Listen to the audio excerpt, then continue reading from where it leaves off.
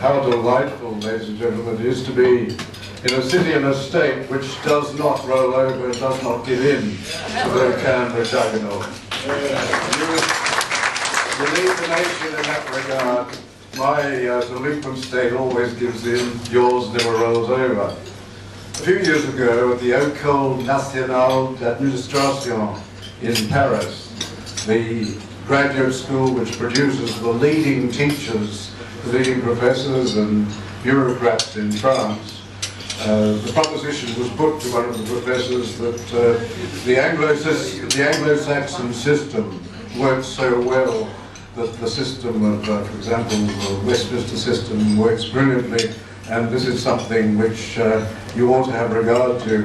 And the French professor said, well, it may well work in practice. It may well work in practice, but does it work in theory? Ladies and gentlemen, the realization has come to me over here, and I'm sure to you, that there are two sorts of people in political life. There are those who make decisions, including the decision who to vote for, on the basis of observation, of experience, of common sense, and of values which mainly come from our religion. There are those, they're the great majority. On the other hand, there are those who make their decision based on some theory, usually a theory imported to the country, and that is shown very much by the great events of the 20th century.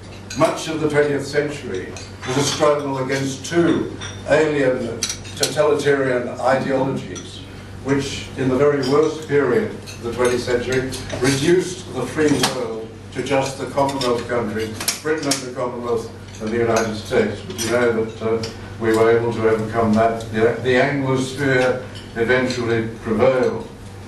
But we know, ladies and gentlemen, that fashionable theories are governing much of what is done in this state.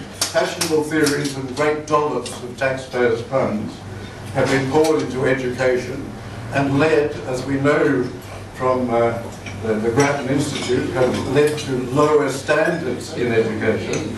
We know that vast theories have gone into law and order and money, and we've led to a situation where there is less law and order in this country than there once was. We know this has happened to the indigenous people. Vast amounts of money and theory have gone into that, and has led to a life of despair and horror. And we know too that on the basis of an untested theory, a new tax, a tax on CO2, was being introduced into the country in July.